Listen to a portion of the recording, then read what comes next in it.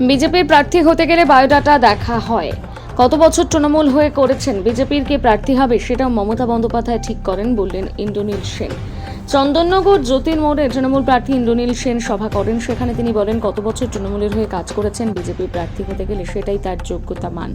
কেউ 5 বছর, কেউ 3 বছর, কেউ 2 বছর। উত্তরবঙ্গের নিশীথ প্রামাণিক থেকে অর্জুন সিং, শুভেন্দু অধিকারী সবার বায়োডাটা দেখুন, তৃণমূল করেছে তারাই বিজেপির প্রার্থী। সুতরাং তৃণমূল, কংগ্রেস, মমতা বন্দ্যোপাধ্যায়ের হাতের ছোঁয়া সব দলই রয়েছে। উনি নির্ধারণ করেন কে প্রার্থী হবেন, কে মুখ্যমন্ত্রী হবেন। এদিন আর কি বলেছেন তিনি শুনবো।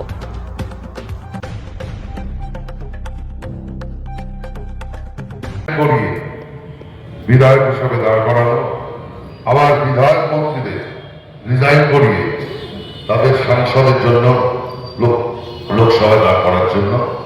তাই আমি চন্দননগরে বলছিলাম যে কে প্রার্থী আমি জানি না, তবে এইটুকু বলতে পারি, নরেন্দ্র মোদীও যদি ইস্তফা দিয়ে চন্দননগরের মাঠে বিধায়ক প্রার্থী হিসেবে দাঁড়ায়, চন্দননগর থেকে মমতা বন্দ্যোপাধ্যায় বিপুল ভোটে জয়যুক্ত। তাই বলি, যতই চক্রান্ত করুক, যতই হামলা করুক, যতই করো হামলা, যতই করো হামলা,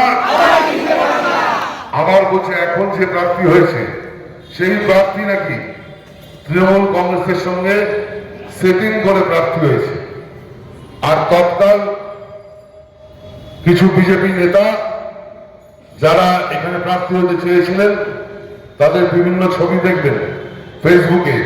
নতুন সেলুন খুললে বিভিন্ন চুলের ছাড় যেরকম হয়, চুল দাড়ি বিভিন্ন ছাড় দিয়ে তাদের ফেসবুকে ছবি। তৎকাল যারা তৃণমূল করে এসছে তারা এখানে হচ্ছে, এবং তাদের কথা এই যে তৃণমূলের সেটিং এর জন্য এই যে বিজেপি প্রার্থী হয়েছে প্রমাণ করছে। বিজেপির প্রার্থী হতে গেল আপনাদের বায়োডাটায় উল্লেখ করতে হবে কতদিন আপনি তৃণমূলের সঙ্গে কাজ করেছেন। কেউ 5 বছর, কেউ 10 বছর, কেউ 2 বছর।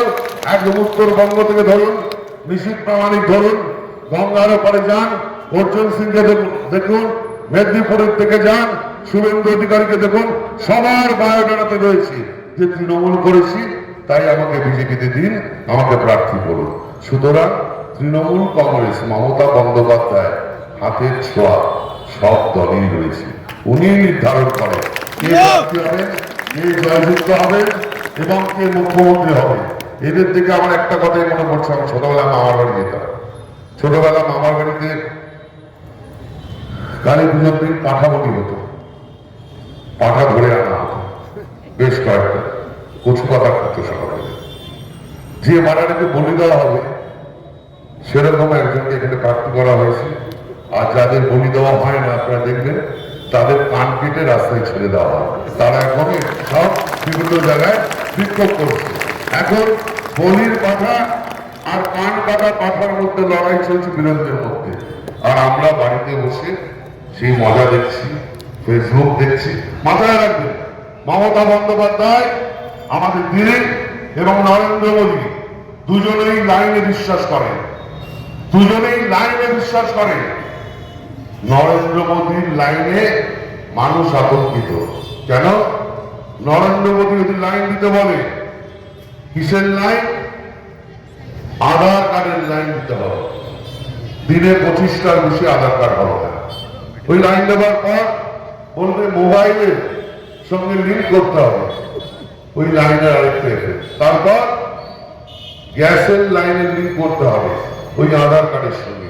এরকম একটা আধার কার্ডের সঙ্গে আপনাকে 5টা লিঙ্ক করতে হবে, এবং লিঙ্ক করার পর আরো একটা লাইন দিতে হবে এসআইআর, যেখানে উল্লিখিত থাকবে যে এই আধার কার্ডের এত লিঙ্ক করার পরও আপনি এসআইআর এর জন্য বাদ যাচ্ছেন।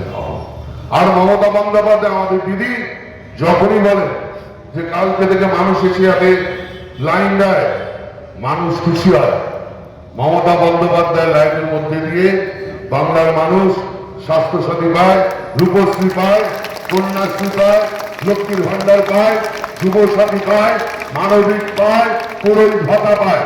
100খানার উপর প্রকল্প মমতা বন্দ্যোপাধ্যায় লাইন দিয়ে মানুষকে ডেকে দল নির্বিশেষে সিপিএম, কংগ্রেস, বিজেপি, নির্দল, তৃণমূল কংগ্রেস প্রত্যেক মানুষকে লাইনে দাঁড় করিয়ে মমতা বন্দ্যোপাধ্যায় দিয়েছে আর নরেন্দ্র মোদী কেড়েছে। কে কেড়েছে আর কে দিয়েছে? চন্দননগরের মানুষ আপনারা নিজেদের বিবেককে জিজ্ঞেস করবেন ভোট দেওয়ার আগে। আমি ভোট ভিক্ষে করতে আসিনি, আমি দাবি করতে আসছি।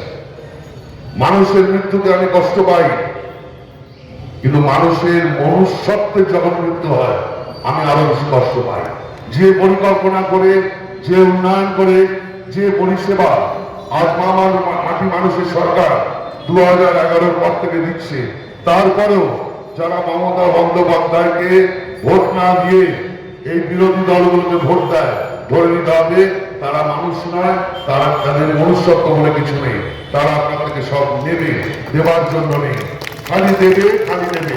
আমি আবার বলছি, প্রার্থী হিসাবে তৃণমূলের আমার জায়গায় যে কোনো তৃণমূল কর্মী যদি মমতা বন্দ্যোপাধ্যায় ছবি নিয়ে এই চন্দননগরে দাঁড়ায়, আগামী 50 বছর এখানে ঘাসের উপর জোড়া ফুল তুলবে। আর কোন ফুল জায়গা এই বিধানসভায় নেই। 29 তারিখ অব্দি আমি প্রার্থী হিসাবে থাকবো। 4 তারিখের জন্য আপনারা সবাই সবুজ আবির এখন থেকে স্টক করুন, দাম বাড়ছে, আমার কাছে খবর এসছে। আস্তে আস্তে করুন। 4 তারিখের পর আমরা রেকর্ড ভোটে মমতা বন্দ্যোপাধ্যায়কে এই বিধানসভা থেকে জয়যুক্ত করার পর আমি আবার বিগত 10 বছরের মতো আমার এখানকার 2,20,000 ভোটার, সে যে দলেরই হোক, সব দলের মানুষের বিধায়ক হিসাবে বিগত দিনেও যেভাবে কাজ করেছি, আগামী দিনও আমি একইভাবে কাজ করব। বিধায়ক সব মানুষের হয়, প্রার্থী একটি দলের হয়। মন্ত্রী মানসী সরকারের মন্ত্রী, সে বাংলার 7 কোটি মানুষের মন্ত্রী। আর বিধায়ক মানে সে বিধানসভা 100% মানুষের সে বিধায়ক। সুতরাং নিজের বিবেককে জিজ্ঞেস করবেন, কাদের আপনারা পেয়েছেন বিপদ আপদে। অনেক কাজ আমরা করেছি, আবার একই সঙ্গে আমি স্বীকার করছি অনেক কাজ এখনো বাকি আছে। শুধুমাত্র চন্দননগরে নয়, বাংলার 344টা ব্লকে আমাদের অনেক কাজ মমতা বন্দ্যোপাধ্যায় আগামী দিন করবে।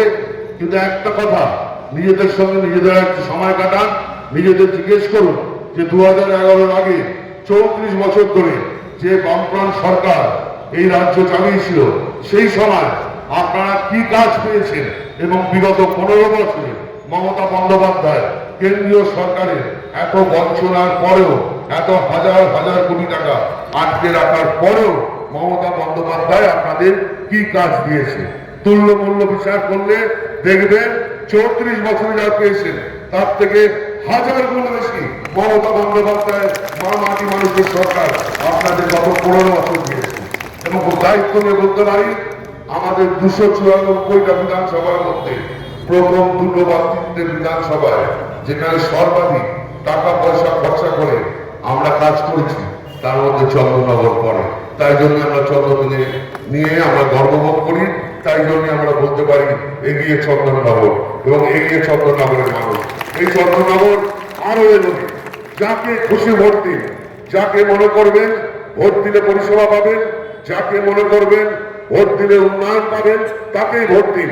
কিন্তু ভোট দেওয়ার আগে একবার নিজেকে জিজ্ঞেস করে নিন, আমি কার থেকে সুযোগ সুবিধা পেয়েছি, কার থেকে লক্ষ্মীর ভান্ডার পাই, কার থেকে আমি কন্যাশ্রী পাই, কার থেকে আমার ছেলে যে ভোটার নয় সে ট্যাগ পায়, আমার মেয়ে যে ভোটার নয় সে কন্যাশ্রী পায়। মমতা বন্দ্যোপাধ্যায় ভোটের জন্য প্রকল্প করেনি, তাহলে এই বাচ্চা বাচ্চা ছেলে মেয়েদের জন্য এই প্রকল্পগুলো করতো না। আর বিজেপি তার প্রকল্প নিজে কন্যাশ্রী লক্ষ্মীর ভান্ডার থেকে বলেছে এগুলো কিসের দরকার। যখন আমরা 500 টাকা দিয়ে শুরু করেছিলাম, তারপর মমতা বন্দ্যোপাধ্যায় 1000 করেছে, এবং এবছর সেটা করেছে 15,000। এখন তারা বলছে আমি 3,000 দেবো, 5,000 দেবো।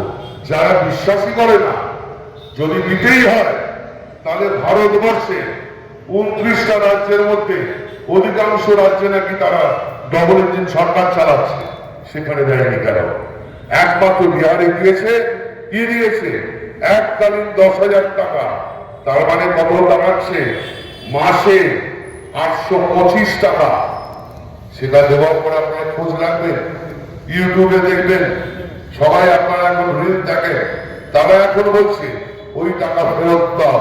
ভাবতে পারছেন একটা প্রকল্প করার পর মানুষকে ভোট দিয়ে ভোট জেতার পর এখন সেই সরকার বলছে ওই টাকা ফেরত দাও।